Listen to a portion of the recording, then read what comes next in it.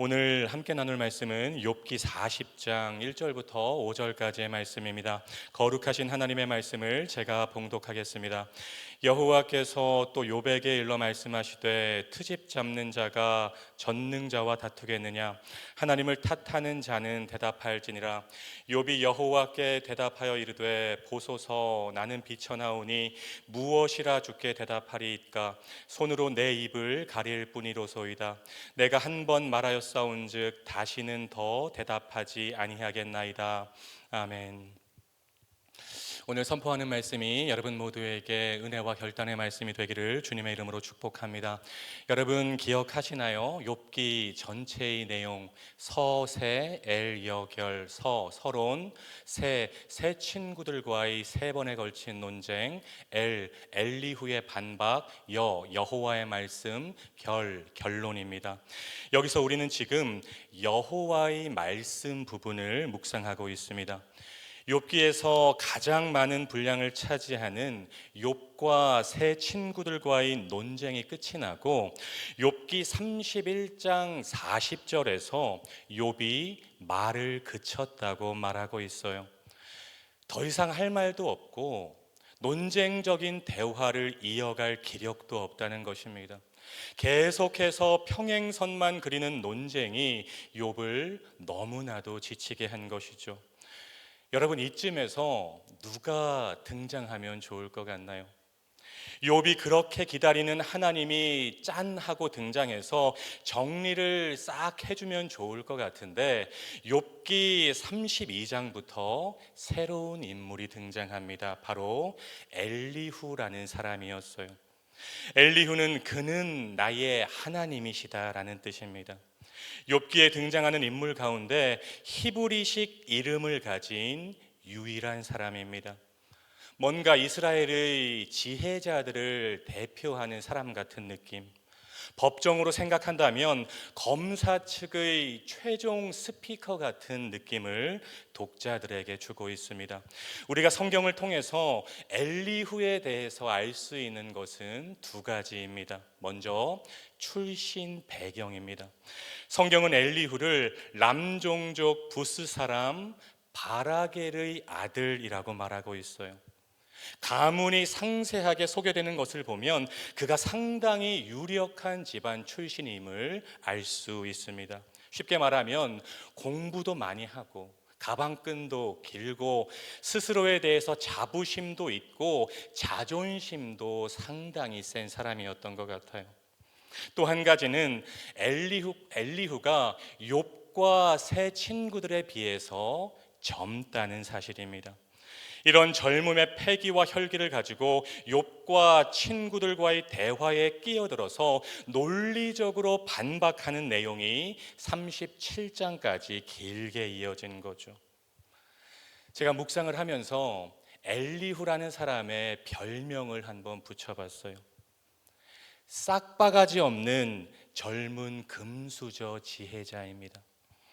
엘리후는 자기가 하는 말이 하나님의 영으로부터 주어진 말이라는 뉘앙스를 풍기면서 양쪽을 동시에 비난하며 오만하게 자신의 논리를 펼쳤던 것입니다.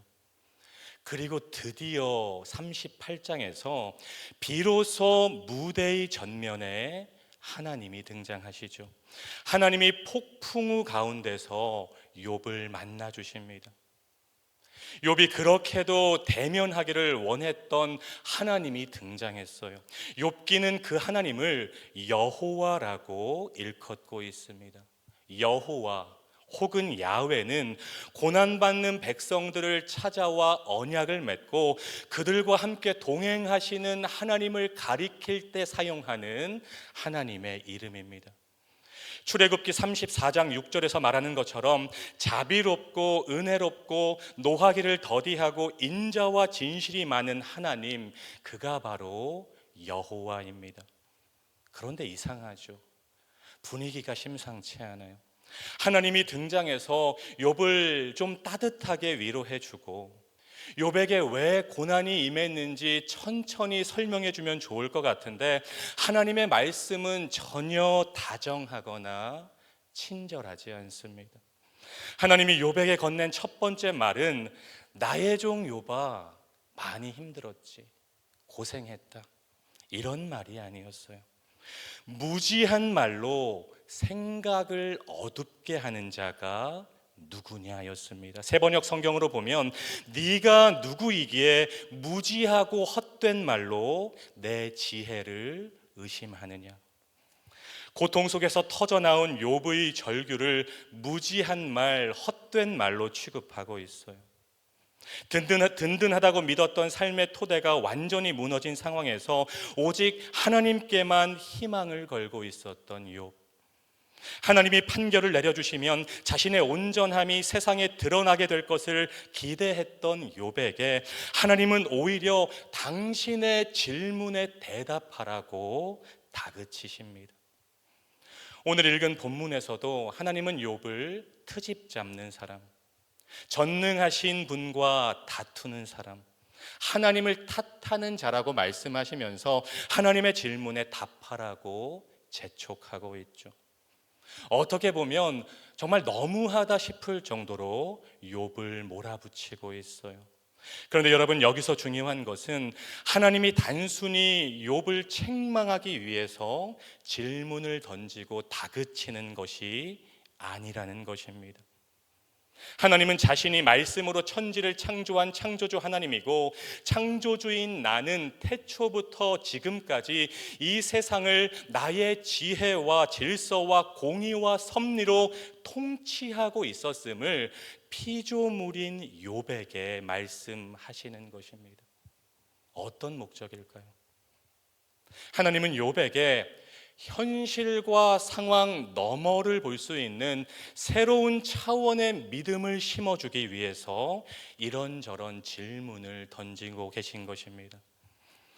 계속되는 하나님의 질문에 욥은 오늘 설교의 제목이죠. 유구무원, 아무런 말도 할 수 없었어요.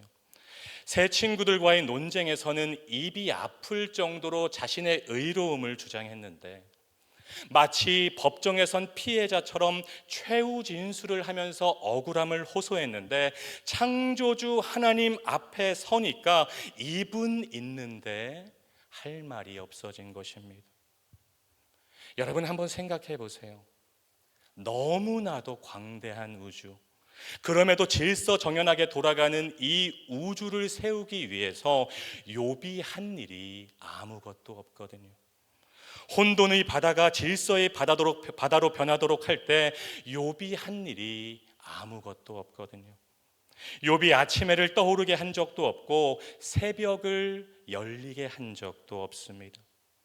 다만 욥은 매일 주어지는 빛 속에서 활동하고 주어진 어둠 속에서 몸을 누일 뿐입니다. 욥은 바닷속 깊은 곳에 있는 물 근원에 가본 적도 없고 그곳을 걸어본 적도 없어요. 여러 가지 자신과 상관없는 수많은 피조물들에게 욥이 관여한 바가 전혀 없습니다. 욥은 수많은 별들의 별자리들을 제때에 이끌어내지도 못하고 하늘의 궤도를 알지도 못해요. 무슨 말인가요? 이 압도적이고 광대하고 세밀한 세계에서 욥이 기여한 바가 전혀 없다는 것입니다. 그런데 우리 하나님은 다르죠. 왜일까요? 본인이 말씀으로 직접 창조한 세계잖아요. 하나님은 온 우주 만물을 창조하신 하나님이시고, 그 창조한 피조 세계를 다 보고 계시고 알고 계시고, 하나님의 지혜와 공의와 섭리로 하나하나 디테일하게 운행하고 계신다는 것입니다. 그 말씀을 지금 욥에게 하시는 거예요. 길게 이어지는 하나님의 말씀에 욥이 딱 한마디를 합니다. 4절 말씀입니다. 나는 비천하오니 무엇이라 주께 대답하리이까? 손으로 내 입을 가릴 뿐입니다. 욥이 깨달은 거죠. 이 장대한 우주 속에서 나라는 사람은 한낱 티끌과도 같은 존재구나. 피조물인 내가 창조주 하나님의 공의와 정의를 판단하고 의문을 제기할 만큼의 지혜를 가지고 있지 않구나. 아니, 나는 그럴 자격도 없는 존재구나. 내가 하나님을 경외한 것은 창조주 하나님에 대한 당연한 반응이지 상급을 주장할 일이 아니었구나. 욥이 이것을 깨닫고 회개하게 되는 것입니다. 그리고 욥기는 이러한 사실을 아는 것이 지혜의 시작임을 저와 여러분에게 가르쳐 주는 것입니다. 사랑하는 성도 여러분, 예수님이 재림하셔서 구원이 완성되기 전까지 이 세상에서 악과 고난과 고통은 결코 사라지지 않아요. 여러 가지 크고 작은 문제와 고난과 고통을 우리는 경험했고 지금도 경험하고 있고 앞으로도 만나게 될 것입니다. 신앙생활 열심히 했는데 몸에 병이 들고 사랑하는 남편, 아내, 자식을 먼저 하나님 품으로 보내고 사업이 기울고 자녀들은 속을 썩이고 손주들에게 장애가 생기고 이게 먼 나라 이야기가 아니에요. 바로 우리 공동체 안에서 일어나고 있는 일들입니다. 정도는 다를지언정 지금 말씀 삶 공동체 안에도 이 시대의 욥들이 많이 있다는 것입니다. 내가 욥이 될 수 있고 지금 내 옆에서 같이 예배드리는 나의 지체들이 욥이 될 수 있다는 거죠. 하나님을 믿기는 믿는데 하나님은 살아계신 하나님이신데 그래서 매주 주일 예배, 수요 예배, 새벽 예배 나와서 열심히 예배하고 기도는 하는데 지금 고난과 고통의 어둠 속을 더듬더듬 헤매고 있는 분들이 우리 공동체 안에도 많이 있다는 것입니다. 바라기는 그런 분들에게 욥기가 위로가 되고 힘이 되고 소망이 되기를 주님의 이름으로 축복합니다. 모든 상황 속에서 창조주 하나님을 신뢰하면서 하나님께 견딜 수 있는 은혜를 구하면서 신앙의 길, 믿음의 길 묵묵하게 걸어가시는 말씀 삶 공동체 모두가 되었으면 좋겠습니다. 더 이상 하나님을 원망하고 하나님께 따지고 하나님 당신께 실망했습니다. 하나님 저 정말로 신앙생활 열심히 했는데 하나님 어떻게 저한테 이러실 수 있어요? 절규하고 소리치던 그 입술을 멈추고 유구무원 잠잠히 창조주 하나님 앞에 서서 하나님을 끝까지 신뢰하는 여러분 모두가 되셨으면 좋겠습니다. 그 믿음의 길 위에서 정말로 묵묵하게 꿋꿋하게 걸어가는 그 믿음의 여정 위에서 욥을 만나주신 하나님, 욥에게 위로와 회복을 주신 그 하나님을 우리도 만나게 될 줄로 믿습니다. 2025년 추석 연휴를 보내면서 로마서 8장 18절 말씀을 우리가 믿음으로 선포했으면 좋겠습니다. 생각하건대 현재의 고난은 장차 우리에게 나타날 영광과 비교할 수 없도다. 아멘.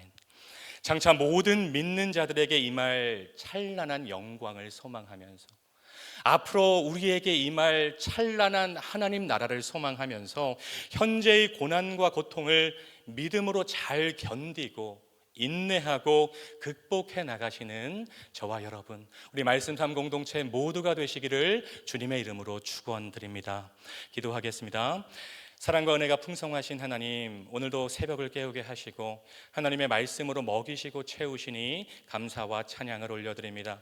욥기 40장 그리고 욥기 전체를 깊이 묵상하면서 어떤 절망스러운 상황에서도 창조주 하나님의 공의와 하나님의 섭리하심과 통치하심을 신뢰하며 믿음의 길을 묵묵하게 걸어가는 말씀 삶 공동체 모두가 되게 하옵소서. 그 길의 끝에서 나를 위로하시고 나를 회복시키시는 하나님, 모든 상황 속에서 나와 함께 하시는 하나님을 만나는 우리 모두의 삶이 되게 하옵소서.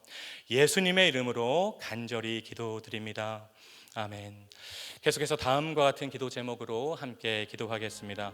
지금 들은 말씀이 내 삶으로 이어지게 하옵소서.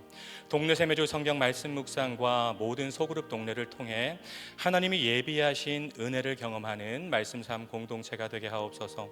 동네 플러스 20 결실과 꿈을 새겨 이루는 저녁 기도가 하나님의 은혜 가운데 잘 진행되게 하옵소서. 대한민국이 하나님의 정의와 공의가 강물같이 흐르는 나라가 되게 하옵소서. 하옵소서.